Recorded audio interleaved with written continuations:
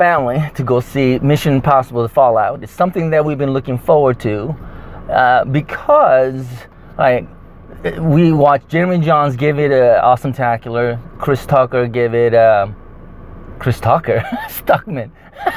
Stuckman gave it a A or A plus, one or the other. Everybody who saw the movie loved it, so I thought it was gonna be awesome. Okay, I give it a B. All right, I give it a B. Let me start with that. I give it a B. I think this is where I think a lot of times we do get influenced by the media.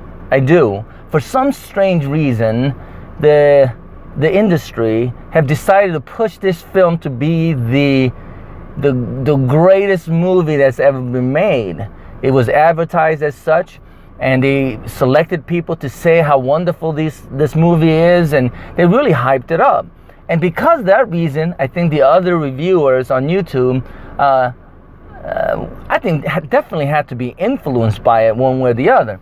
Because Mission Impossible Fallout is exactly the same as other Mission Impossible movies. Outside of Mission Impossible 2, which was the worst one of all. Now, everybody knows that. Everybody agrees with that one. But how is this one different than the other ones? The plot's pretty much the same.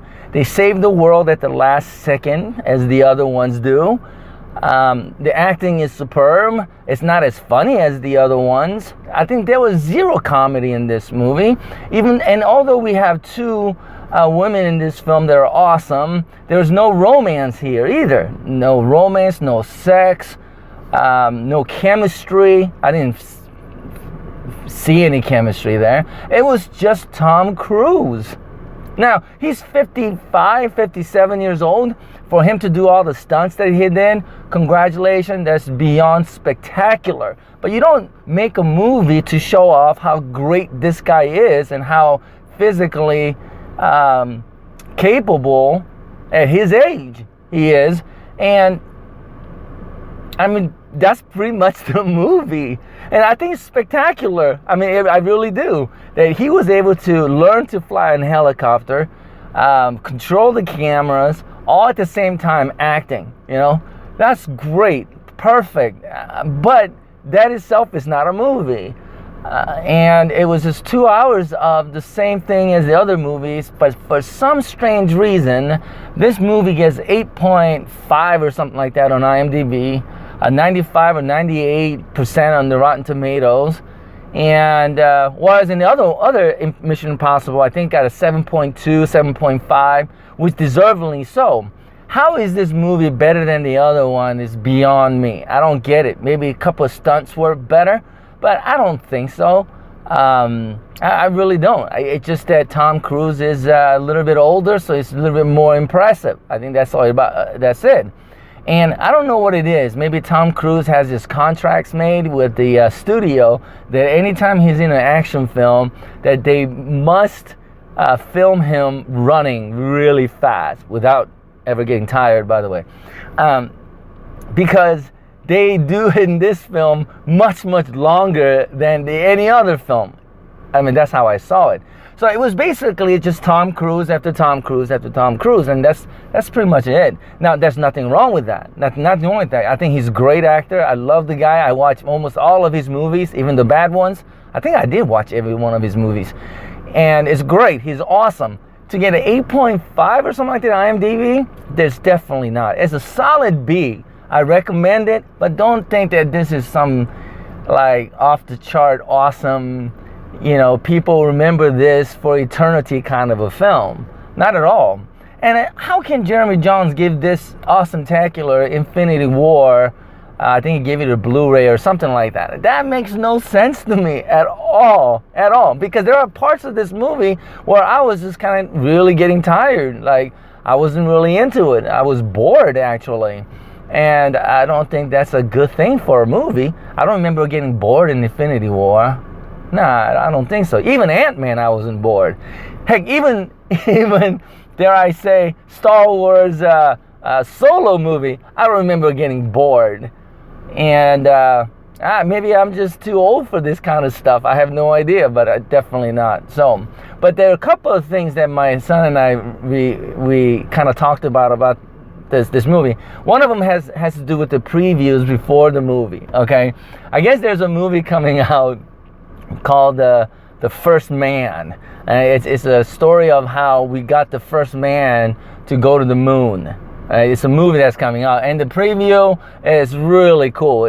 They put the camera inside the capsule when it's being lifted off. It doesn't show anything about what's going on the outside. You see, I think Ryan Reynolds that's in this movie? No, it's not Ryan Reynolds. Who is in this movie? Anyway, you see him, I guess, scared but be calm at the same time, which makes no sense.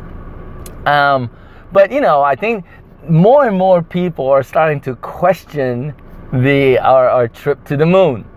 All right, I'm not going to say one way or the other, but there are a lot of people that are questioning it. So I leaned over to my son and I said, "Oh, it's another movie to manipulate the general population to believe we actually went to the moon." And we had a good chuckle about that. And then the very next preview that came on was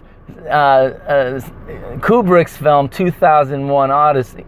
All right, which is celebrating, I think, 30 years or more, 30, 40, maybe 50 years. I forget. It was 1960, 50 years anniversary.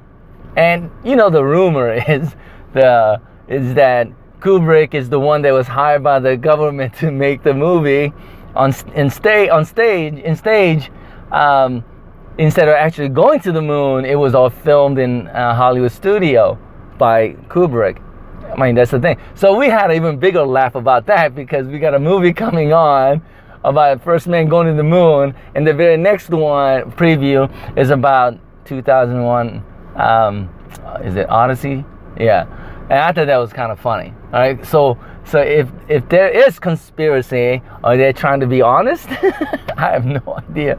Anyway, we just thought that was funny. All right.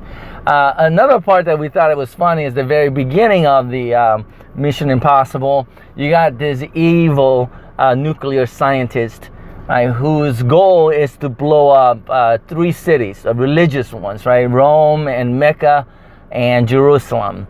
Nuke them so that greater the pain will bring more people together. So his whole goal is to bring so much pain into this world that we would actually start working together. And obviously his point is that 3 religions are the biggest problems in the world. Anyway, so in order to convince him that his fantasy has been fulfilled, they put on CNN, right? You see what I'm getting at? I thought it was really funny. They put on CNN with Wolf Blitzer talking about how these cities are blown up and all these people are dead and all that kind of stuff, in which the evil scientist believe and is relieved. So he gives the kind of information that Tom Cruise needs. And after that's done, the walls come down, of course, and it was, I think, Simon who was dressed up like Wolf Blitzer, and he takes up his mask and said, we fooled you, kind of a thing. That was fake news. So, I kind of wanted to say, I knew it, it's fake news, CNN is fake news, but with all that violence going on in this country right now, I don't want to get beat up, so I really didn't say anything. I just kind of whispered to my son, which is all in, fun. But I thought that was funny. That was the best part of this family trip to the movie theater to watch Mission Impossible: The Fallout. That was the best part, those 2 things. The movie itself, entertaining enough. I give it a B. Just like any other Mission Impossible, it's very solid. I think the Rogue Nation and the one that Brad Bird, I forgot the name of that one. I think those were better, in my opinion. I think they were better. All right. Yeah, that's it. But please, go see it. It's worth the money, I think. And it was cool. It was cool, but it's not 8.5, 98% on Rotten. It's not all that. I don't expect it to be all that. All right. So anyway, God bless you, and I'll see you next time.